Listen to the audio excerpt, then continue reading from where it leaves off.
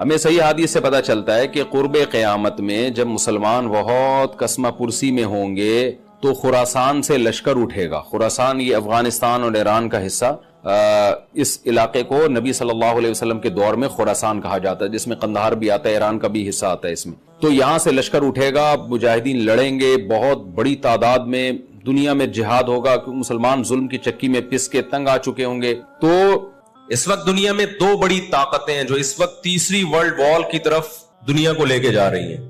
آپ کو پتا ہے پہلی جنگ عظیم میں کتنے لوگ ہلاک ہوئے، دوسری جنگ عظیم میں کتنے لوگ ہلاک ہوئے، اور اب جب تیسری جنگ عظیم ہوگی تو ہلاکتوں کا جو ریشو ہوگا، میں سمجھتا ہوں آدم علیہ السلام کے زمانے سے لے کر اب تک دنیا میں جتنی ہلاکتیں ہوئی ہیں وہ ایک طرف ترازو کے ایک پلڑے میں رکھ دیں آپ، اور یہ تیسری جنگ عظیم جو اسرائیل کی وجہ سے ہونے جا رہی ہے اس میں جو ہلاکتیں ہوں گی وہ تمام ریکارڈ توڑ دیں گی، اور اس کا ذمہ دار برطانیہ، امریکہ اور اسرائیل ہوگا، جو دنیا میں سب سے زیادہ تہذیب کے ٹھیکے دار سمجھے جاتے ہیں. اس لیے میرے سامنے یہ نہ کیا کرو گورے کے اخلاق بہت اچھے ہوتے ہیں، تھینک یو سے بات شروع کرتا ہے، تھینک یو پہ ختم کرتا ہے. یہ ان کا تھینک یو قیامت کے دن ان کو خدا کے عذاب سے نہیں بچائے گا. ہمارا وہ شخص جو گالی سے بات شروع کر کے گالی پہ ختم کرتا ہے، خدا کی قسم ان سے اچھا ہے.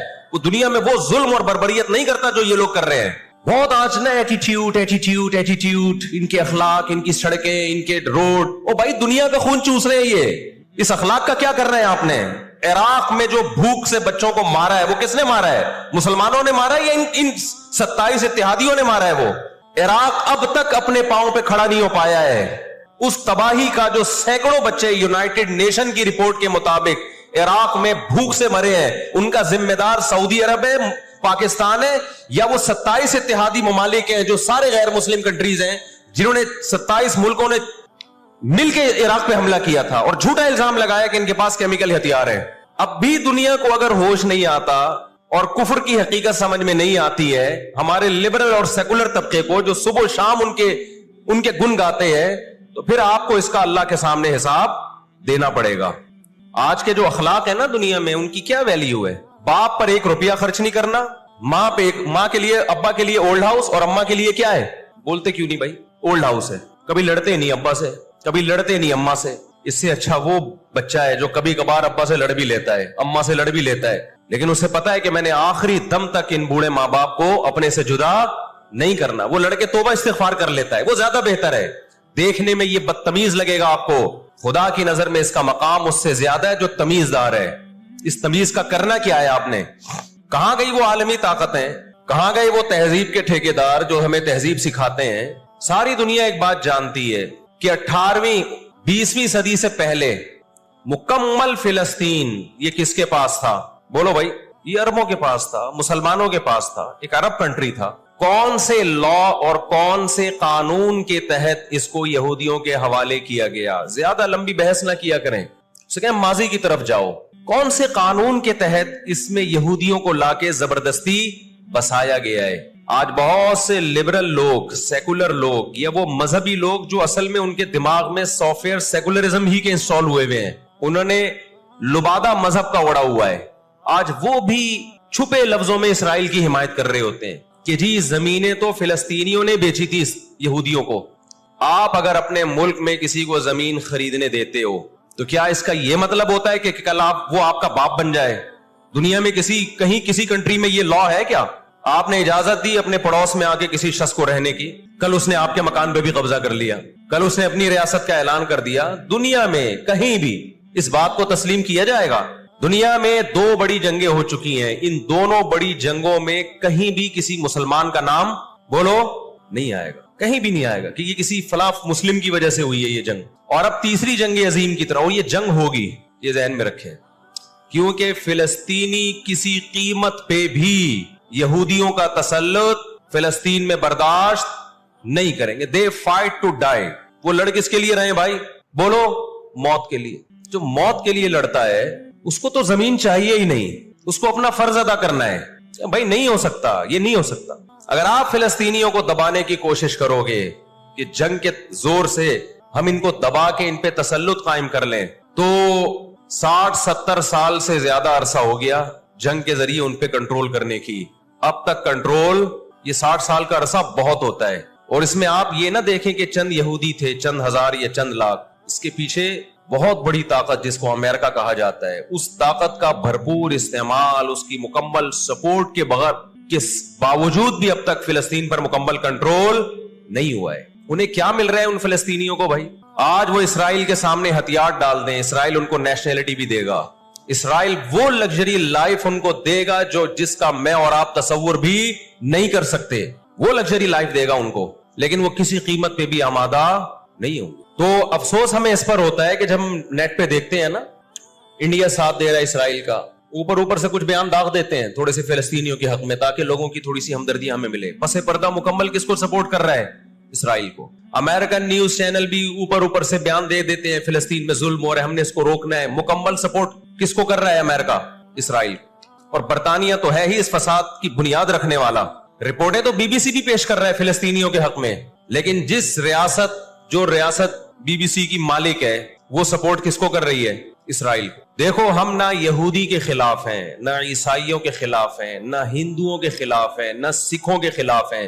ہندو، سکھ، عیسائی اور یہودی، ان کے بارے میں ہمارے پاس قرآن کی واضح تعلیمات ہیں، لا اکراہ فی الدین قد تبین الرشد من الغی، دین میں کوئی زبردستی نہیں ہے، کسی شخص کو مذہب کی تبدیلی پر مجبور نہیں کیا جائے گا، کیونکہ اللہ نے سیدھا راستہ اور غلط راستہ 2 اور 2 4 کی طرح بیان کر دیا ہے، جس کا دل چاہے سیدھے راستے پہ چلے، جس کا دل چاہے برے راستے پہ چلے۔ قرآن نے یہ بھی واضح کر دیا کہ آپ کسی پر زبردستی نہیں کر سکتے، تلوار کی زور سے کسی کو اسلام میں داخل نہیں کر سکتے۔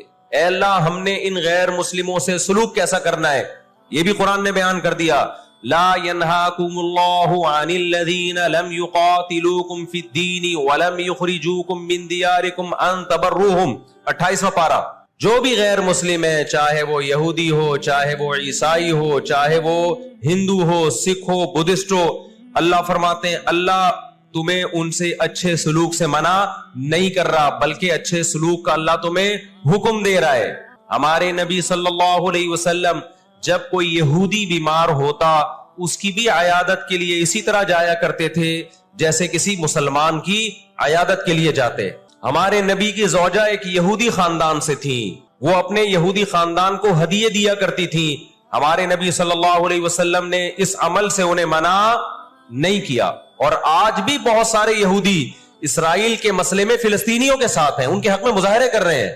ہماری دشمنی یہودیوں سے نہیں ہے، عیسائیوں سے نہیں ہے، ہماری دشمنی ان یہودیوں سے ہے جو اسرائیل کو سپورٹ کر رہے ہیں۔ آپ اگر قرآن اٹھا کے دیکھیں، اللہ تعالیٰ نے اپنے محبوب ترین پیغمبر موسیٰ کلیم اللہ وقربناہ نجیہ، جن کے بارے میں قرآن کہتا ہے وہ پیغمبر جن کو کوہ طور پہ بلا کے میں ان سے سرگوشیاں کیا کرتا تھا، اس پیغمبر کو اللہ نے اس قوم کی طرف بھیجا۔ کس قدر ٹینشن دی یہودیوں نے موسیٰ علیہ السلام کو، کیسے معجزے اپنی آنکھوں سے دیکھ رہے ہیں، درجنوں مرتبہ لاٹھی کو سانپ بنتے ہوئے دیکھا، سمندر کو اپنے سامنے 2 ٹکڑے ہوتے ہوئے اس قوم نے دیکھا جو آج اسرائیل پہ قبضہ، فلسطینیوں پہ ظلم کر رہی ہے۔ آج یہودی کیا کہتے ہیں کہ بیت المقدس ہمارا ہے، ہمارے پیغمبر موسیٰ علیہ السلام، ابراہیم علیہ السلام، یعقوب علیہ السلام، اسحاق علیہ السلام، یہ تو سارے ہمارے پیغمبر ہیں، یہ سارے ہمارے پیغمبر ہیں، تو یہ ہمارا قبلہ ہے۔ یہ قرآن کیا کہتا ہے؟ آپ سورہ بنی اسرائیل اٹھائیں، وَقَضَيْنَا إِلَىٰ بَنِي إِسْرَائِيلَ فِي الْكِتَابِ لَتُفْسِدُنَّ فِي الْأَرْضِ مَرَّتَيْنِ وَلَتَعْلُنَّ عُلُوًّا كَبِيرًا فَإِذَا جَاءَ وَعْدُ أُولَاهُمَا بَعَثْنَا عَلَيْكُمْ عِبَادًا لَنَا أُولِي بَأْسٍ شَدِيدٍ فَجَاسُوا خِلَالَ الدِّيَارِ وَكَانَ وَعْدًا مَسْئُولًا ثُمَّ رَدَدْنَا لَكُمُ الْكَرَّةَ عَلَيْهِمْ وَأَمْدَدْنَاكُمْ بِأَمْوَالٍ وَبَنِينَ وَجَعَلْنَاكُمْ أَكْثَرَ نَفِيرًا إِنْ أَحْسَنْتُمْ أَحْسَنْتُمْ لِأَنفُسِكُمْ وَإِنْ أَسَأْتُمْ فَلَهَا فَإِذَا جَاءَ وَعْدُ الْآخِرَةِ لِيَسُوءُوا وُجُوهَكُمْ وَلِيَدْخُلُوا الْمَسْجِدَ كَمَا دَخَلُوهُ أَوَّلَ مَرَّةٍ وَلِيُتَبِّرُوا مَا عَلَوْا تَتْبِيرًا۔ اللہ کہتے ہیں ہم نے تمہیں 2 چانس دیے بیت المقدس میں، 2 چانس، 2 دفعہ ہم نے تمہیں بیت المقدس پہ غلبہ عطا کیا، لیکن جب تم نے بدعمالی کی، تم اپنی تاریخ اٹھا کے دیکھو، 2 دفعہ تمہاری بیت المقدس میں دھنائی ہوئی ہے، 2 دفعہ تمہاری پٹائی ہوئی ہے بیت المقدس میں، اور وہ تمہاری بدعمالیوں کی وجہ سے ہوئی ہے۔ تو تو یہودیوں کے ہاتھ سے جو بیت المقدس نکلا ہے وہ ہماری وجہ سے نہیں نکلا, وہ کس کی وجہ سے نکلا ہے؟ ان کی اپنی ناشکریاں اور اپنی بدعمالیوں کی وجہ سے نکلا ہے. اللہ نے پھر عیسائیوں کو غلبہ عطا کیا بیت المقدس پہ. دنیا میں 3 مسجدیں ایسی ہیں جو اللہ کی نظر میں بہت مقدس ہیں, اور ان پر حکومت کرنے کا حق, کنٹرول کرنے کا حق اسی کو ہے جو اللہ کے دین برحق کو ماننے والے ہیں. یہ اسلام کی روشنی میں ایک مسجد حرام, ایک مسجد نبوی اور تیسری مسجد اقصی, یہ اسلام کی روشنی میں. اور دنیا کے قوانین کی روشنی میں بھی دیکھا جائے, ہو سکتا ہے یہودی کہ میں اسلام کو نہیں مانتا, امریکہ کہے میں اسلام کو نہیں مانتا, آپ نہ مانے اسلام کو, لیکن آپ ریاستوں کے حقوق کے تو قائل ہیں نا. 18ویں 19ویں صدی کے آخر میں دنیا میں جن جن ممالک کی لکیریں کھنچ چکی تھیں, پوری دنیا کا معاہدہ ہے, پوری دنیا کے ایگریمنٹ ہے کہ جس ریاست کو ہم نے تسلیم کر لیا ہم اس کے خلاف مسلح لڑائی بولو نا نہیں لڑ سکتے. مجھے ایک بات بتاؤ, آج اگر برطانیہ اٹھ کے پاکستان پہ حملہ کرتا ہے دنیا کس کو برا بھلا کہے گی؟ بولو نا کیا ہو گیا؟ برطانیہ کو کہے گی نا.